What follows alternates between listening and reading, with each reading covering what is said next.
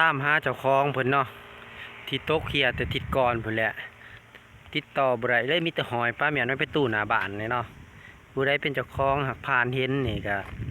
มาเอาเด้อหอยสิได้4-5 มื้อเลยเนาะเนี่ยเส้นทางตัวนี้ผู้ใดเป็นเจ้าของมาเอา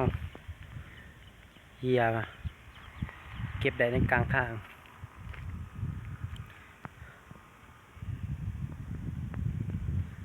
หอยป้าแม่นเลย